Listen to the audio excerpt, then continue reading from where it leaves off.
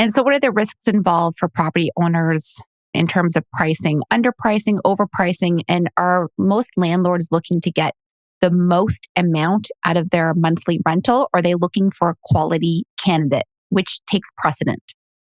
It's funny. It depends who you talk to. If it's a seasoned, experienced landlord, the first thing they're going to say is, give me the best tenant I can possibly find for my property. If it's a first-time investor landlord, they just did all the math. They put together their spreadsheet and figured out, projected out for the next 15 years what rent they're going to get there. I need to squeeze out every single dollar from this unit. They say, give me the highest rental rate. I don't care about the tenant.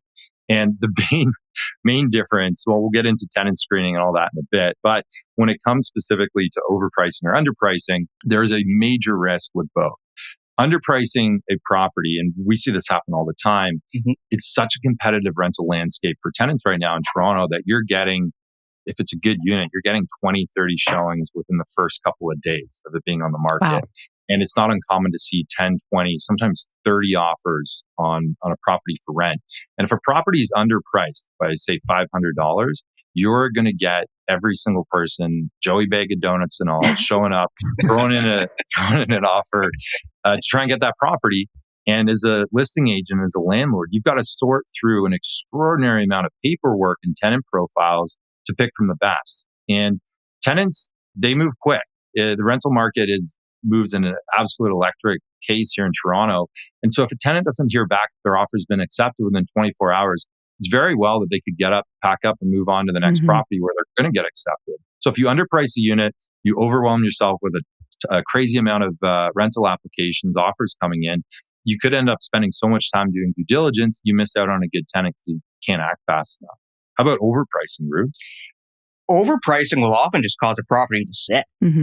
And so really when you're looking at it and when you're looking at your costs over the course of the year, sure, would it be great if you could eke out an extra $100 or $200 a month? Absolutely. But what happens if your property sits vacant for a month? How does your cash flow, how does your cost over the course of those 12 months look?